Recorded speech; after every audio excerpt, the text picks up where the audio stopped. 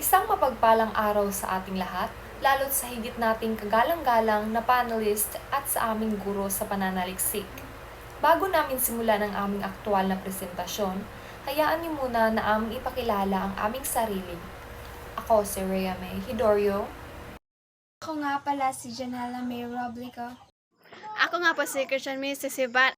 Ako nga po pala si Giselle Giogio. Ang pananaliksik na ito ay pinamagatang pananaliksik tungkol sa epekto ng stress sa pag-aaral ng mga mag-aaral. Sa kasalukuyang panahon, ang epekto ng stress sa mga mag-aaral ay isang usapin na dapat nating pagtuunan ng pansin. Ang stress ay nagiging sagabal sa pag-aaral dahil sa mga epektong dulot nito sa mga mag-aaral. Ito ang naramdaman ng mga mag-aral dahil sa bigat ng mga gawain sa bawat asignatura at proyekto.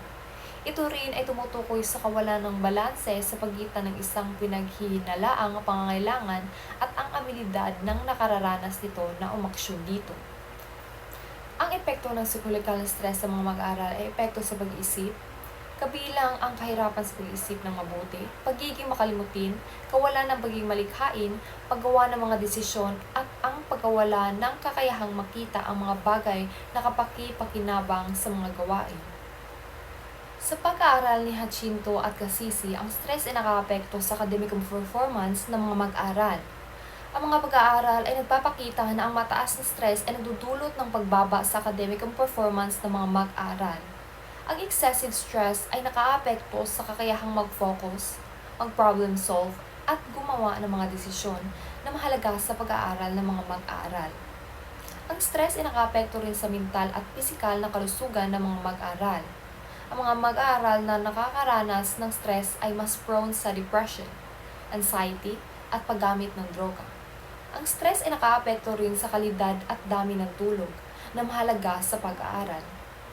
Ang stress ay nakakaapekto rin sa pag-uugali at relasyon ng mga mag-aaral. Ang stress ay maaaring magdulot ng negatibong pag-uugali sa mag-aaral at mahirap na relasyon sa mga guro. Ang stress ay maaaring magdulot din ng pag-aantala sa pag-aaral at pagkawala ng kumpiyansa sa akademikong gawain. Kaya naman, ang pananaliksik na ito ay isinagawa upang magbigay ng kaalaman tungkol sa impluwensya ng stress sa pag-aaral base sa pananaw ng mga mag-aaral. Ang layunin ng pag-aaral nito ay may layunin na babatid kung ano ang mga epekto ng stress sa pag-aaral ng mga mag-aaral. Ang mga tiyak na layunin nito ay ang malaman ang karaniwang dahilan ng pagka-stress ng mga mag-aaral, maunawaan ang iba't ibang epekto ng stress sa pag-aaral, mailarawan ang mga epekto ng stress sa pag-aaral ng mga mag-aaral, mailahad ang mga paraan ng mga mag-aaral kung paano nila nalampasan ang stress. Palangkas conceptual. Ang pangkalahata ng idea sa ibaba ay naglalarawan ng proseso ng pananaliksik kung saan ang mga kalahok mula sa ilang mga paaralan sa Alegria ay sasagot sa mga tanong gamit ang isang online na survey questionnaire. Ang mga datos ay ipapakita, suriin at bibigyang kahulugan. Ang resulta ay gagamitin upang lumikha ng buod, konklusyon at mungkahi. Input.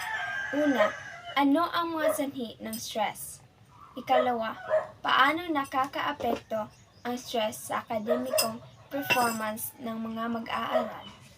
Ikatlo, ano ang mga epekto ng stress sa pag-aaral ng mga mag-aaral? Ikaapat, sa anong paraan nalampasan ng mga mag-aaral ang stress? Tinutukoy natin ngayon tungkol sa kalagahan nga pag-aaral. Ang mga kalabasan na resulta ay magiging kapaki-pakinabangan para sa mga magulang at mga apektadong mag-aaral.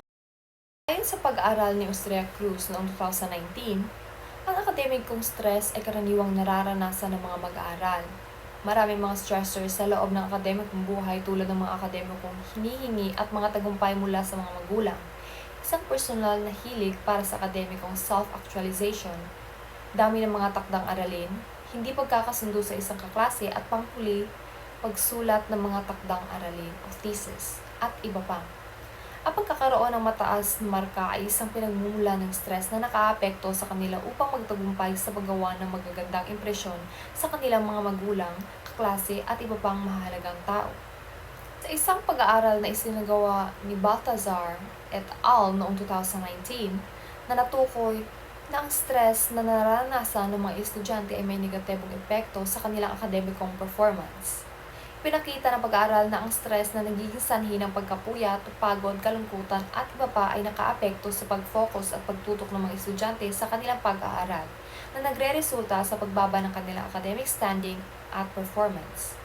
Sa isa rin na pag-aaral na isinagawa ni Owusu at Essel noong 2017, ang epekto ng stress sa akademikong pagganap ng mga mag-aral ay makabuluhan, kadalasang humahantong sa mga paghihirap sa konsentrasyon. Maraming mga pag-aaral ang napakita na ang stress ay negatibong nakaka-impluwensya sa kakayahan ng isang mag-aral na mag-focus. Bagamat ang stress sa simula ay maaaring magpapataas ng konsentrasyon habang ang mga mag-aaral ay nagsusumikap na tugunan ang pinagmumulan ng kanilang stress. Ang pinataas na focus na ito ay karaniwang panandalian. Sa mahabang panahon, ang mga hinihingi ng patuloy na gawain sa paaralan at mga takdang aralin ay nangangailangan ng patuloy na konsentrasyon na nagiging mahirap sa ilalim ng matagal na stress. Sa makatuwid, ang stress sa mga mag-aral ay isang seryosong aalahanin na dapat hindi palampasin. Sa kabilang dako, sa pag-aaral na isinagawa naman ni Abuamo noong 2020, natukoy na ang stress ay nakapekto hindi lamang sa academic performance ng mga estudyante, kundi pati na rin sa kanilang pisikal at mental na kalusugan. Pinakita ng pag-aaral na ang stress ay maaaring magdulot ng sakit sa ulo, tiyan, at iba pang sintomas na nakakaapekto sa kanilang pag-aaral at araw-araw na buhay. Ang stress ay maaaring maibsan sa pamamagitan ng mga estratehiya tulad ng pagpapahinga, pag-ehersisyo, at pagbabasa ng mga libro. Ito ay magiging isang epektibong paraan para sa mga mag-aaral. Sa kabuuan, ang mga nabanggit na pag-aaral ay nagpapakita ng malawak na epekto ng stress sa mga mag-aaral, lalo na sa kanilang akademikong performance at kalusugan. Ito ay nagbibigay diin sa pangailangan ng mga suporta at programa na naglalayong matulungan ang mga estudyante sa pag-manage ng kanilang stress upang mapanatili ang kanilang academic performance at kalusugan. Sakop at delimitasyon. Ang pananaliksik na ito ay nagkatuon lamang sa mga kabataan na nasa senior high na sa pagsusuri ng epekto ng stress sa pag-aaral ng mga mag-aaral na sa iba't ibang paaralan sa Alegria. Layunin itong suriin ang mga sanhi at epekto ng stress sa akademikong performance, pati na rin sa paraan para malampasan nila ito sa nasabing antas. Ang pag-aaral ay limitado lamang sa mga mag-aaral na ito at hindi saklaw ang iba pang mga antas ng paaralan o iba pang grupo sa tao ng Alegria. Ang rekomendasyon at impormasyon na makukuha mula sa pananaliksik ay nakatuon lamang sa pagpapabuti ng karanasan sa edukasyon ng mga mag-aaral sa nasabing lugar. Lugar ng panaliksik. Ang panaliksik na ito ay isasagawa sa Santa Filomena National High School, kung saan ito ay matatagpuan sa Santa Filomena, Alegria, Cebu. Mga kalahok at sampling sa panaliksik na ito, mayroon lamang 7 na naging respondente o kalahok sa pagsagot. Nang ibinabahaging survey, ang mga kalahok ay kinabibilangan ng mga mag-aaral na kasalukuyan nasa iba't ibang paaralan sa Alegria. Ang pagpili ng mga kalahok ay isasagawa sa pamamagitan ng purposive sampling, kung saan pinipili ang mga individual na mga kaugnayan sa paksa at layunin ng pag-aaral. Sa pamamagitan ng partisipasyon ng mga kalahok sa online survey, makakalap ng datos ang mga manaliksik hinggil sa kanilang karanasan at pananaw hinggil sa stress sa pag-aaral. Ang mga ito ay magbibigay liwanag ng pagsusuri, epekto ng stress sa kanilang pag-aaral, kasangkapan, instrumento sa pangangalap ng datos. Gagamitin ng mga manaliksik ang mga online na survey bilang kanilang pangunahing paraan na pagkolekta ng impormasyon mula sa mga mag-aaral sa iba't ibang paaralan. Ibibigay ang mga questionnaire gamit ang Google Forms na nagbibigay ng user-friendly at na-access ng platform na para pangangalap ng data na naglalaman ng 4 na tanong. Dahil imposibleng magkaroon ng one-on-one interview, ang mga manaliksik sa mga kalahok ng pag-aaral nagpasya ang mga manaliksik na isasagawa ito sa pamamagitan ng internet kung saan posibleng magkaroon ng palitang mga salita sa pamamagitan ng mga manaliksik at mga respondente. Matapos makuha ang mga masagot mula sa mga kalahok, maaari nang ipagpatuloy ng mga manaliksik ang pag-aaral ng pag-aalam sa mga epekto ng stress sa pag-aaral ng mga mag-aaral. Paraan nga pangangalap nga datos. Para sa panaliksik na ito gagamitin ang mga pananaliksik nga online, survey bilang pangunahing paraan. Ang pagkolekta ng mga impormasyon mula sa mga mag-aaral.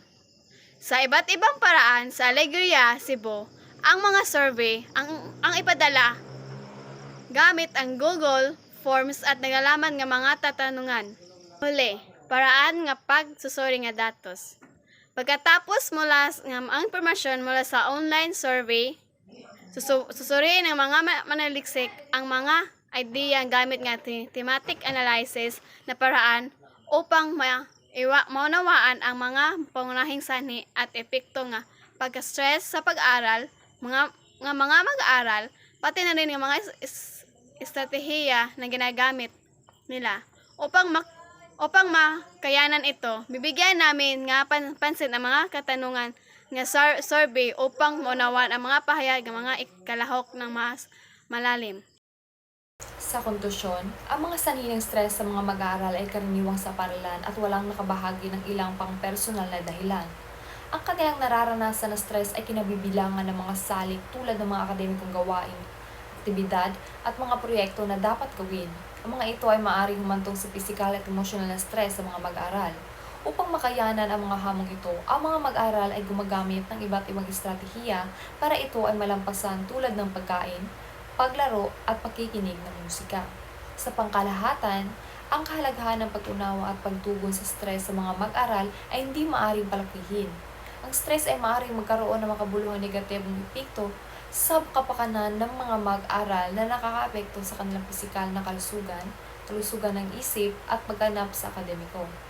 Ang pagbibigay prioridad sa kapakanan ng mag-aral kasabay na ang akademikong tagumpay ay mahalaga para sa pagpapaunlad ng positibong karanasan sa pag-aaral at pagtiyak na ang mga mag-aral ay maaaring umunlad sa loob at labas ng silid-aralan. Sa aming rekomendasyon, batay sa mga konklusyon na aming nakuha, ang mga sumusunod na rekomendasyon ay nais ibahagi ng mga mananaliksik. Una ay para sa mga guro. Magpatupad ng mga estratehiya upang bawasan ang gawaing pang-akademiko, magbigay ng oras para sa pagganap ng mga gawain at magbigay ng mga break o pahinga. Sa pamamagitan nito, maaring maibsan ang mga nararanasan na stress ng mga mag-aral at makatulong sa pag-unlad ng kanilang pag-aaral. Para sa mga mag-aaral naman, unahin ang pangangalaga sa sarili sa pamamagitan ng pagtatatag ng balanse sa pagitan ng mga responsibilidad sa akademiko at mga aktibidad sa paglilibang upang maiwasan ang pagka-stress. Siguradong imaneho ng tama ang oras araw-araw para maiwasan na matambakan ng mga gawain. Para sa mga magulang, panatilihin ang bukas na komunikasyon sa kanilang mga anak tungkol sa kanilang mga karanasan pang-akademiko at magbigay ng emosyonal na suporta sa panahong mahirap. At opisyal na tumatanggap na ngayon ang mga mananaliksik ng mga katanungan, opinyon at rekomendasyon upang mapaunlad pa ang aming kakayahan sa pananaliksik.